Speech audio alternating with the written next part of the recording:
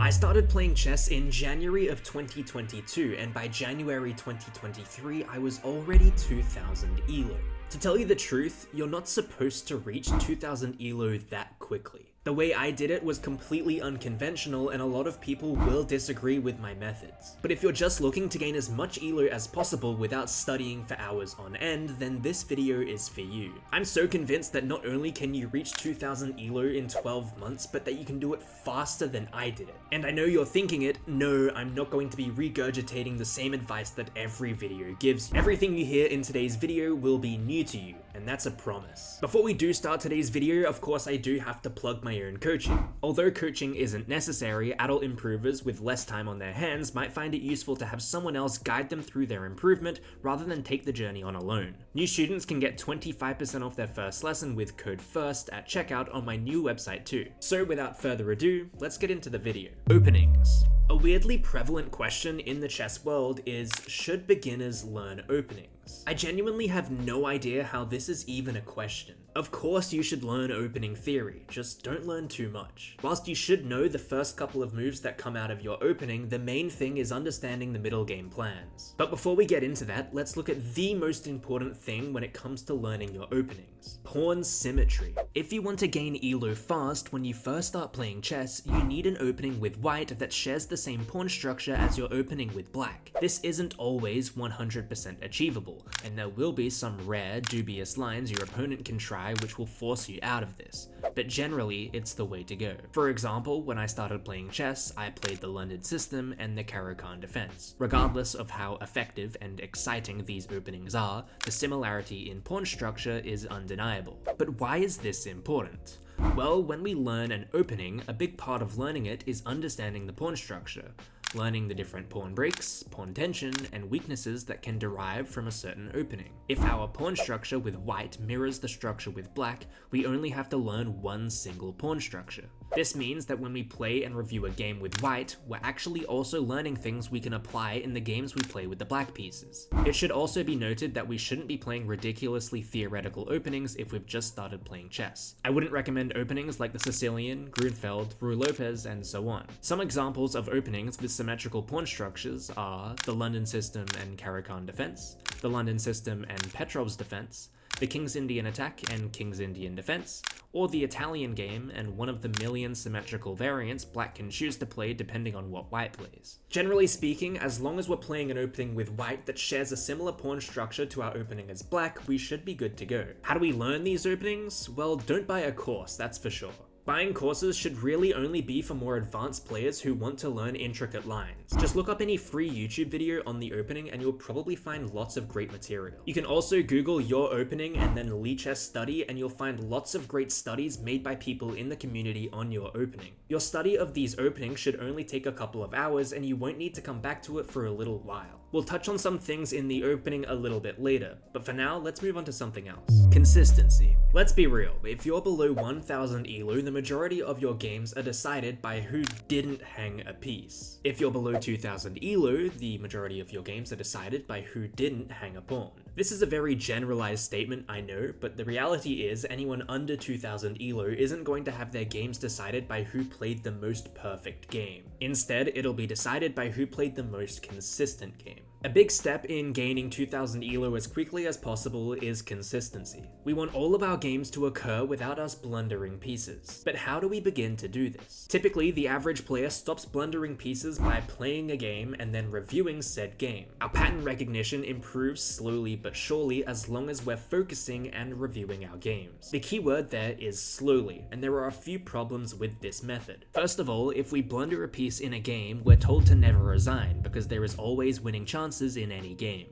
Whilst this is true, the only reason we don't resign isn't because the rest of the game serves great educational value, but we don't resign to protect our ELO. If we play against higher rated players, we're going to learn more because they're going to challenge us more. If we give up constantly, we lose our ELO and play against players that don't challenge us as much. Therefore, we aren't learning as much. So playing games like this is double-edged. Whilst we want to protect our ELO, the time spent after we blunder a piece is otherwise wasted. Don't get me wrong, there is value in learning how to come back from a losing position in chess. but making sure we aren't idiotically blundering pieces is a much bigger priority. So how do we solve this problem? Well, the answer is quite simple. We want to play games that don't put our ELO on the line. So the moment we blunder a piece, we can resign the game. Load up any chess.com bot, or any bot on any website for that matter. We want to play this bot over and over again until we can consistently beat it without blundering our pieces. We should be reviewing every game after we play it too, making sure to pick up on any improvements we can make to our opening. Once you can consistently beat a bot of a certain rating, try the next one. And the next one. The moment you stop doing this is when you're not losing any games by hanging pieces or pawns, but when you're losing games to tactical or positional moves that you simply didn't see coming. It's at this point where we have improved our chess vision and can continue developing other areas of our game. Trading. Now here comes maybe one of the more controversial methods I use to get 2000 ELO in just 12 months. Please note that this is very unorthodox and a lot of people would consider this as anti-chess. The main premise of this idea is that when players begin to learn to play chess, they learn how to play with all of their pieces at once. This can be extended to the opening they play. For example, in the Botvinnik Karl's defense in the advanced Caro-Kann, Black's light-squared bishop is almost always traded off for the knight on f3. My point is, the average chess player subconsciously learns to play chess with specific pieces on the board. But what if we could use this to our advantage? Think of it like this. Imagine you were in a juggling contest where you needed to juggle a range of 2 to 7 balls against a direct opponent. Would you rather try and perfect juggling with 7 balls first, or 3? According to rough sources, it takes around 2 years of consistent practice to juggle 7 balls simultaneously. However, it only takes a few days to learn how to juggle 3 balls simultaneously. Even though it takes such a short amount of time, only 10% of the world's population can actually juggle 3 balls at once. Do you see what I'm getting at here? Why learn how to properly coordinate and utilize every single piece on the board when we can start to master with just a few of them? If you still don't understand what I'm trying to say, let me explain further. We want to specifically practice middle games and end games with specific piece sets on the board. For example, exclusively practicing middle games with just the queens on the board. So if a situation occurs where we trade off every piece of material besides the queens and pawns, we have a major advantage going into this position as we've been practicing for it and our opponent hasn't. We can directly train several positions like this, maybe positions with just knights, just bishops, or just rooks. Of course, this training period is going to take a little bit of time, but it is incredibly effective in boosting your rating and winning games. If you're 800 ELO and your opponent is 800 ELO, but when you trade into a position with just queens on the board, if you've been practicing these kind of positions, your ELO might reflect that of a 1200 rated player. Your winning odds go up tremendously, and you seal the win when you take your opponent into your comfort zone. Now that we've established our plan, how are we going to execute it? Well, there are lots of ways that you can practice your middle games and end games. Chess Tempo is probably the best free place to do it if you don't want to spend any money, but for the sake of making this video look pretty, I'm going to use chess.com's endgame trainer. You can really use whatever you want. Lichess has endgame options too, as long as you're practicing endgames against an engine, that's what matters. We treat this training similarly to our practice against bots. We start the position with a specific piece set and try to win against the engine. When we make a mistake and begin losing, we resign and go analyze the game to understand what we did wrong. If you're not sure how to analyze your games, I've got a video of that on my channel, which I'll link in the description below. Anyway, once you've analyzed what you've just played, restart the position until you start to win. Continue this process whilst leveling up your engine's difficulty until you get to a point where you just don't quite understand how you're losing. It's okay to start losing and not being able to progress. Once you get to this point, just switch to a different piece set and start practicing that one. I could go into such great detail about exactly what you should be doing here, but the idea of this whole training plan is that it's very ambiguous and you can kind of do whatever you like. As long as you understand the overall concept of what you're trying to achieve, nothing else really matters. Tactics. Okay, when it comes to tactics, there's only a couple of ways that you really can be training them. But here's one piece of advice that you've probably never heard before unless you watch my channel frequently. If you just load up chess.com or Lichess puzzles to practice your tactics, you're making a big mistake. Let's say, for example, the tactic you get in a puzzle is Legal's Mate. Let's say you're a beginner and spend around 5 minutes calculating this tactic. Let's also say you play the London system. That tactic you just spent 5 minutes on was a major waste of time and you may as well have not done it. Why? Because Legal's Mate doesn't happen in any London system setup. The tactical pattern you spent 5 minutes calculating will literally never occur in your games because of the opening you play. This doesn't just go for Legal's Mate, but so many other tactical combinations also. If you play d4, why are you solving tactics specifically designed for e4 structures? Hopefully you guys understand why this is a problem. Whilst your time isn't completely wasted, there are just more efficient ways to do things. So to fix the issue, we want to go to Lichess, click on Puzzles on the toolbar and Puzzle Themes on the dropdown. We then scroll down to Buy Openings and click More, and then search for the opening you play and click on it. In our case, let's say you're playing the Caro-Kann. If you want to be really thorough, you can select only the variations you play, but just clicking on the main Caro-Kann button will probably give us the tactical patterns that can be useful in our games regardless of which variation we play. Importantly, when you click on it, make sure you select the Black Pieces button to make sure all puzzles are from the perspective of the black pieces. Or in the case you play it from the white side, click the White Pieces button. A good rule of thumb is to spend 5 minutes calculating each puzzle. We should keep our calculations realistic to what we'd be able to calculate in a game, without spending too much or too little time. If we get a puzzle wrong or are confused about something in particular, we want to analyze the position and let the engine tell us what we're missing so we fully understand it. Then we rinse and repeat until we're actually good at tactics. This isn't something that we do once and never again though. Tactics training is something that we can do all the time no matter how good you are at chess. We should constantly be looking to improve upon our tactical knowledge. We'll leave this here though because it is pretty straightforward. You guys have probably been told to do your puzzles a million times and don't need to hear it again from me. So let's move on to something else. Playing games. Okay, so let's say now we're actually playing games against real players. We understand our openings, we don't blunder all of our pieces, and we know how to transpose into endgames and win them. Now what? First of all, if you're new to playing chess and want to improve, the best time control to do it in is rapid. This is fairly common knowledge, so I'll leave it at that. In our 10 minutes of allocated time, we want to spend just 3 minutes on the opening, 3.5 minutes on the middle game, and 3.5 minutes on the end game. Of course, take that guideline with a grain of salt, but it's honestly quite hilarious the amount of people who constantly lose on time in winning positions and wonder where their problem lies. If this is you, the reason that you're in a winning position is because you spent more time thinking about the moves than your opponent, leading to you flagging. It's as simple as that. Generally speaking though, spending an equal amount of time on the opening, middle game, and end game is the way to go.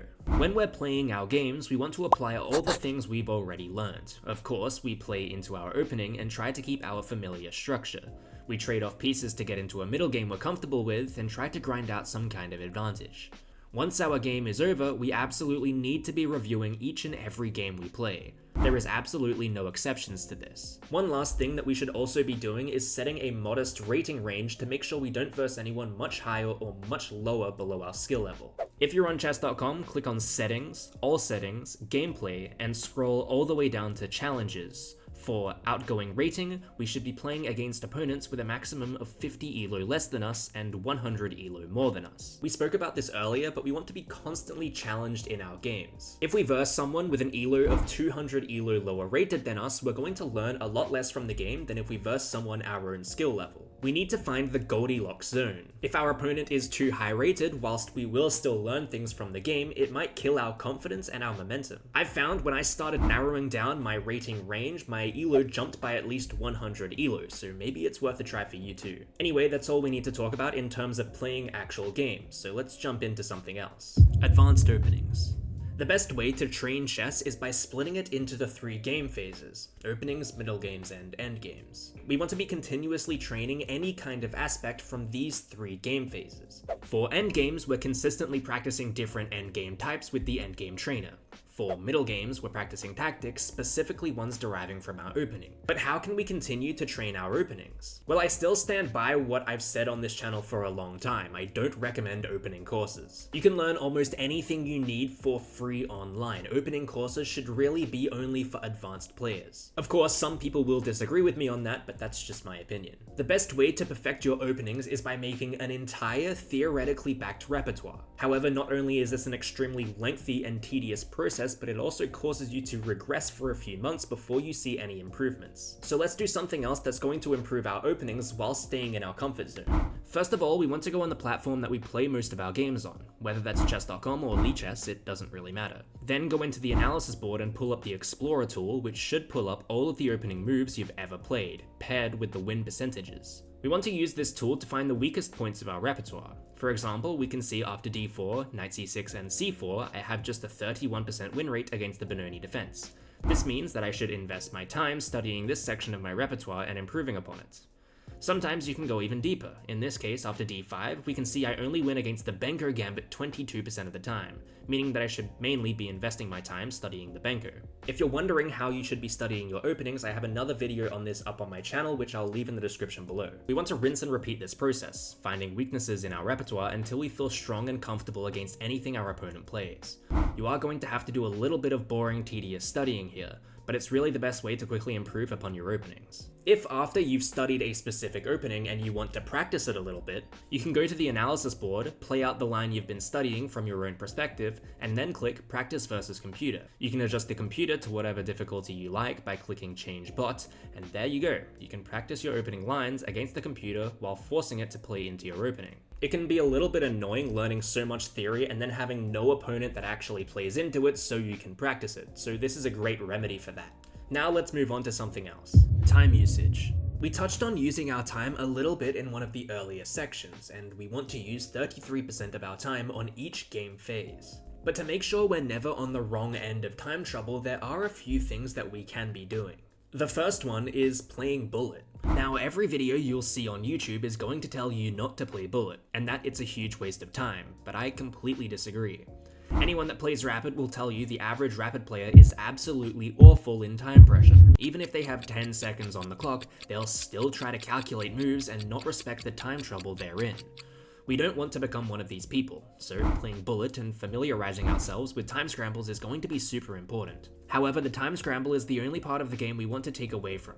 We shouldn't be bringing any of the openings or middle games into our regular play. We just want to learn how to manage ourselves when the clocks are running low, without making a lot of mistakes. The second most important part about using your time effectively is knowing how to complete all of the checkmates under time pressure. For example, just a simple queen mate with only kings on the board. We want to continuously practice these until we can checkmate our opponent without really thinking about it. Because these situations come up quite a lot in your games, knowing them is a must. To practice these, just set up an analysis board with the specified piece set. Note that you might also want to practice other checkmates too. Now click Practice versus Computer and do your best to checkmate the computer as fast as you possibly can.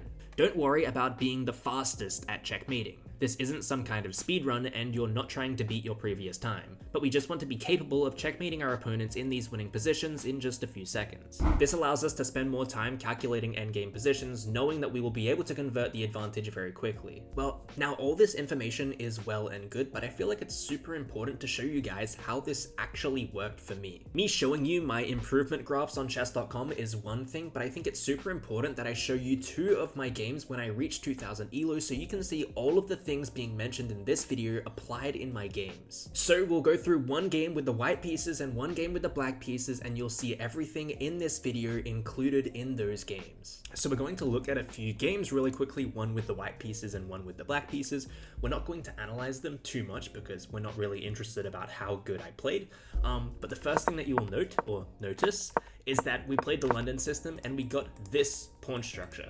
And I'm kind of gonna go off script a little bit here and go to the other game that we played with the black pieces, where we played the Caro-Kann, and I want you guys to just look at the pawn structure that we end up with, where we've got all of these pawns lined up like this, and then if we swap around to this one, we've got all of these pawns lined up like this. They are reversed because we're playing with the black pieces, so the queen is here on the D1 square, the king is here, so we do have to reverse the pieces a little bit, but the pawn structures are exactly the same, excluding the d pawn that is missing, but generally speaking, this is very, very similar. The second thing you'll notice is that I have no problem trading off my pieces out of the opening. After bishop d6, no problem trading off that bishop. Knight bd2, I have no problem trading off my other knights, and we bring up our other knight. In the London system, I like to trade off a couple of pieces. This doesn't apply for every opening, by the way. For example, if you're playing the white pieces in a Benoni, generally you'll want to keep some pieces on the board. There's a lot of attacking prowess in the Benoni, but if you're playing a systematic opening like that London system, you're always happy to trade off a few pieces because sometimes they get stuck behind your pawns. And we continue in this opening. I'm happy to trade off the bishop. The bishops are going to get traded off. First, I trade off the queens. I'm even happy to trade off the queens. And we immediately enter an endgame. We're on move 15 here. And I mean, this is kind of an endgame. I think most people would say this is an endgame, although it could look like a middle game. And there's no advantage, by the way. Absolutely no advantageous reason for me to trade off into this endgame. Of course, queen takes g4 is the best move anyway because of queen takes g2. But I don't have an advantage here. My advantage, or what I'm thinking, is, okay, these two pawns, they're not weak, but is a 2000 rated player going to know how to defend them? I'm also thinking, okay, I can get some tempo here, I can long castle, and at least I'm not worse. So I start off with h3, I castle, and they play king c7, and you'll notice in this game, it's just very clear that I knew how to play endgames better than my opponent because I had practiced them more. So I play rook hf1, probably the worst move of the endgame. I'm just kind of looking out for this knight e4 move. They play rook ad8, and I bring my knight in with knight e5.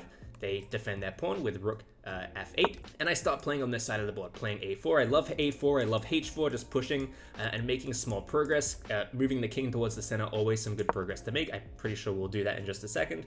After knight e4, we play f3, kicking the knight away. The knight jumps into g3, the rook comes up, we're ready to attack this weakness like we said before, and the knight comes back, knight f4, and you can see we've already got an advantage. You know, out of an end game that really should have been drawn, we get the advantage simply because we're better at end games than our opponent, and this pawn is going to die. We can fast forward a couple of moves. We do win the pawn. e4, again, making small improvements to the position, and knight takes b6 is a really, really nice way to do it, because after rook takes d3, we have this intermezzo, saving the knight and bringing the both rooks are under attack, they can't defend each other. So we get into a position like this where white is simply up a pawn now, and we do have something to work with. I won't go any further than that because I think you all kind of get the point. I don't get into time trouble here either. I end up with 5 minutes left on the clock, so I was very, very good with my time in this game. But you can see all those things that we said applied. We used the systematic opening that had the same pawn structure as our opening with black. We wanted to trade off pieces into an endgame that we were familiar with, and we are better at than our opponent at endgames, so we ended up winning the game just based off that. We can go into this game with black now, which we've already said. We've got the same pawn structure. This is the Karpov variation of the Caro-Kann. And we can see that we do something similar. So we play b6, a little bit kind of offbeat to begin with. I'm pretty sure, okay, castles is the right move here, but it's very difficult to kind of punish this b6 move. You want to put the bishop on the long diagonal. They castle, and again, we're trying to trade off in the center, get some pawns off the board, and get our knight to a more active square. We play bishop e7, knight e5, castles. There are some times where you won't want to trade pieces, of course. If you think that the trade is going to be negative for you, you shouldn't trade it. For example, knight here. I wasn't sure if this is something I liked. Apparently queen d5 is the winning move here. If you do play knight d5, you are worse. But you've got to find this move here. So I didn't really like knight takes d5, so you want to really make sure that when you are trading pieces, it's not bad or good for you. Of course, if it is good for you, you want to do it, but you got to make sure it's never bad for you. You only want to trade when it just like this. Now I choose the right time to take the knight and trade off some pieces. Now we play queen d5. Looking at this, they can't play bishop e4. And we're absolutely happy to play with this piece set. Trading off another pair of rooks, bringing another pair of rooks off the board, and you can see there's seemingly no reason to do that apart from the reason that I want to get into an endgame. Even though I've got this 2-on-3 here, I'm still confident that I'm going to be better than my opponent at the endgame. They play queen b5. I'm happy to trade off the pieces. We have bishops versus the lone knight, and I'm just very confident in my own ability to win these kind of games. I protect my g6 pawn and allow my knight to move without blundering this pawn. The knight is routing into the game, and then they play knight e4, and immediately I spot e5, trapping the bishop, and I win the game.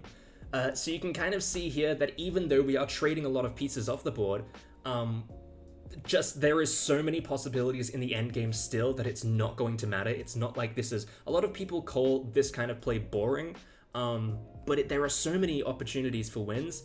Eventually you're going to have to kind of phase out of this like I'm doing now, and kind of play openings that are a little bit more adventurous. But until you get to 2000 ELO, you're not going to have to worry about that. You are just going to continuously get wins like this, and when you're better at chess, when you have a better understanding of the game and your skills are more refined, then you can look at being a more adventurous player. When you've kind of learnt to juggle 3 or 4 balls already, then you can start to learn how to juggle 5, like I said at the start of the video.